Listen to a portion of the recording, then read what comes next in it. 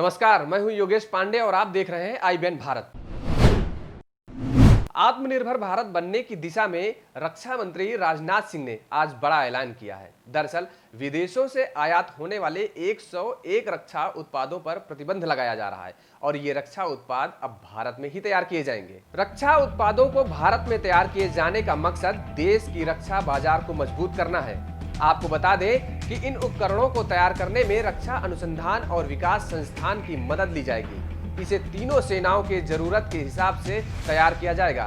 आपको यह भी बता दें कि रक्षा मंत्री ने यह बड़ा कदम ऐसे वक्त पर उठाया है जब वास्तविक नियंत्रण रेखा पर भारत और चीन के बीच तनाव जारी है।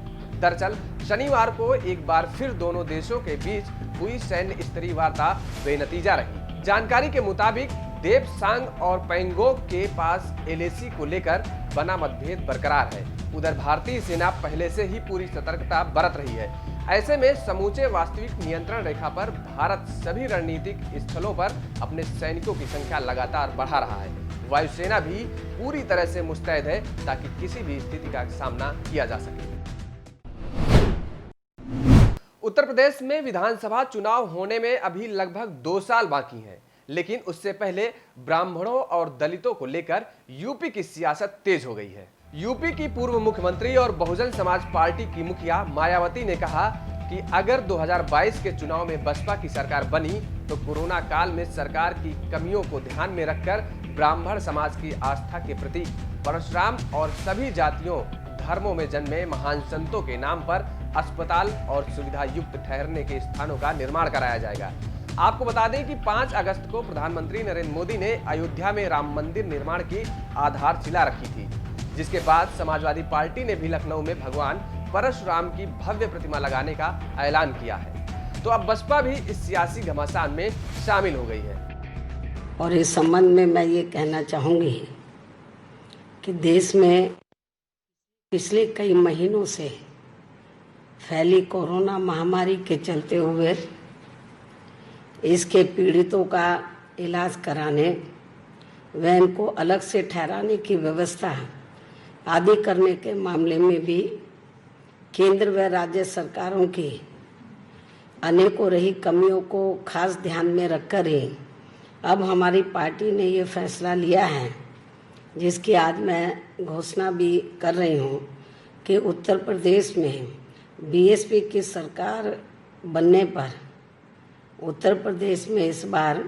BSP की सरकार बनने पर विशेषकर ब्राह्मण समाज के आस्था एवं स्वाभिमान के खास प्रतीक माने जाने वाले परशुराम तथा अन्य सभी जातियों व धर्मों में जन्मे महान संतों, गुरुओं व महापुरुषों के नाम पर भी बड़ी संख्या में आधुनिक हॉस्पिटल व सभी जरूरी सुविधाओं से युक्त ठहरने के स्थलों का भी निर्माण कराया जाएगा।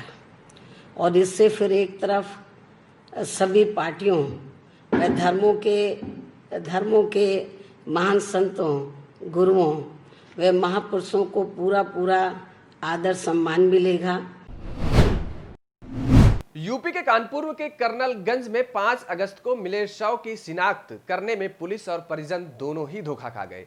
जिस व्यक्ति को दफनाने का दावा किया गया था वह घर लौट आया है। कानपुर के चमनगंज निवासी अहमद हसन शुक्रवार को रात जब घर पहुंचे तो परिजनों के होश उड़ गए। हालांकि पुलिस ने शख्स से उसके लापता होने के बारे में पूछताछ की। अहमद हसन 2 अगस्त को अपने घर से झगड़कर निकला था, जिसके बाद परिजनों ने चकेरी थाने में उनकी गुमशुदगी की रिपोर्ट दर्ज कराई थी और 5 अगस्त को यातीम खाना के पास एक लावारिस लाश मिली तो पुलिस ने शव की शिनाख्त के लिए अहमद हसन के परिजनों को बुलाया, जिन्होंने अहमद हसन के रूप में शव की शिनाख्त की और पुलिस ने पोस्टमार्टम के बाद शव को दफना दिया। लेकिन शुक्रवार की रात अहमद हसन जब घर पहुंचे तो परिजन उन्हें देखकर दंग रह गए। अब पुलिस के लिए यह जांच का विषय बन गया है कि जिसे अहमद हसन का शव समझकर उन्हें दफना दिया गया था वह शख्स कौन था और किन परिस्थितियों में उसकी मौत हुई। चलते चलते मैं सरसौल पहुंचा, वहाँ पे बैठ के थक के बिल्कुल बैठ गया। फिर मेरी हिम्मत नहीं थी मैं आगे जा सकूँ। वहाँ करीब 2-3 घंटे बैठा रहा। फिर हमें एक सज्जन मिले, राजू यादव, जो अपने किसी काम से ससुराल जा रहे थे। उन्होंने हमको आसरा दिया कि जो भी हुआ या तो घर चले जाओ या हमारे साथ चलो, हमारे ससुराल हम जा रहे हैं, वहाँ तुमको हम काम पे लगवा देंगे, जब तक मर्जी आए काम करना, जब मर्जी आए अपने घर चले आना। मैं उनके साथ उनके साड़ू के घर चला गया, वहाँ पे रहा 3 दिन पानम स्टील फैक्ट्री में काम किया और उसके बाद चौथे दिन काम नहीं था तो दिन सुबह से मेरा दिल घबरा रहा था। फिर उन लोग ने भी बोला कि चाहो तो घर चले जाओ और चाहो तो यहीं बने रहो। मैंने कहा नहीं, मेरा दिल घबरा रहा, मैं जाऊँगा। तो उन्होंने हमको 500 रुपये, जो मेरी दिहाड़ी बन रही थी, उन्होंने हमको 500 रुपये दिए और ट्रक में बैठा दिया। दोबारा से हमारे लिए, पुलिस के लिए एक चुनौती थी कि इस जो ऑलरेडी इन्होंने शनाख्त जिसकी की थी वो कौन है, उसके फोटोग्राफ करके हम जगह जगह पोस्टर बनवा के उसको लगवा रहे हैं। दूसरा, मैंने एसपी वेस्ट को ये कहा है कि वो देख लें जब डॉक्टर्स ने पीएम किया तो उसकी डीएनए सैंपलिंग की गई है, नहीं की गई है, और अगर डॉक्टर्स ने डीएनए सैंपलिंग नहीं की है तो एक मजिस्ट्रेट से परमिशन लेके बॉडी की एक्सह्यूमेशन की जाएगी। एक्सह्यूमेशन के बाद उसकी डीएनए सैंपलिंग करवाई जाएगी। हमारा पूरा प्रयास होगा कि जो दूसरे मृतक हैं उनकी भी प्रॉपर्ली शनाख्त हो जाए। ये परिवारीजनों के कन्फ्यूजन के कारण या परिवारीजनों के उस समय गलती के कारण उन्होंने इसकी गलत शनाख्त की थी। प्रधानमंत्री नरेंद्र मोदी ने आज वीडियो कॉन्फ्रेंसिंग के जरिए एग्रीकल्चर इंफ्रास्ट्रक्चर फंड के तहत 1 लाख करोड़ रुपए की वित्त पोषण सुविधा को लॉन्च किया है। इसके साथ ही पीएम किसान योजना की 6ठी किस्त के तहत 8.5 करोड़ किसानों के खातों में 17,000 करोड़ रुपए ट्रांसफर किए गए। प्रधानमंत्री नरेंद्र मोदी ने कृषि विकास के लिए 1 लाख करोड़ रुपए का फंड जारी किया है, जिसका इस्तेमाल गांवों में कृषि क्षेत्र से जुड़ा इंफ्रास्ट्रक्चर तैयार करने में किया जाएगा। इस फंड से cold store, warehouse, silo, grading और पैकेजिंग यूनिट्स लगाने के लिए लोन भी दिया जाएगा। आपको बता दें कि सरकार ने जुलाई में कृषि बुनियादी ढांचा परियोजनाओं के लिए रियायती ऋण का विस्तार करने के लिए कृषि इंफ्रा फंड की स्थापना को मंजूरी दी थी। इस बेहतर पावन अवसर पर देश में कृषि से जुड़ी सुविधाएं तैयार करने के लिए 1 लाख करोड़ रुपए का विशेष फंड लॉन्च किया गया है। आज के पवित्र दिन पर लॉन्च किया गया है। इससे गांवों में बेहतर भंडारण, आधुनिक कोल्ड स्टोरेज की चेन तैयार करने में मदद मिलेगी और गांव में रोजगार के अनेक अवसर तैयार होंगे। इसके साथ साथ 8.5 करोड़ किसान परिवारों के खाते में पलक झपकते, आपने देखा होगा, स्विच ऑन किया और पीएम किसान सम्मान निधि के 17,000 करोड़ रुपए सीधे 8.5 करोड़ किसानों के खाते में जमा हो गए। कोई बिचौलिया नहीं, कोई कमीशन नहीं, सीधा किसान के पास चला गया। संतोष इस बात का है कि इस योजना का जो लक्ष्य था वो लक्ष्य हासिल हो रहा है। हर किसान परिवार तक सीधी मदद पहुंचे और जरूरत के समय पहुंचे, इस उद्देश्य में ये योजना सफल रही है। बीते 1.5 साल में इस योजना के माध्यम से 75,000 करोड़ रुपए सीधे किसानों के बैंक खाते में जमा हो चुके हैं।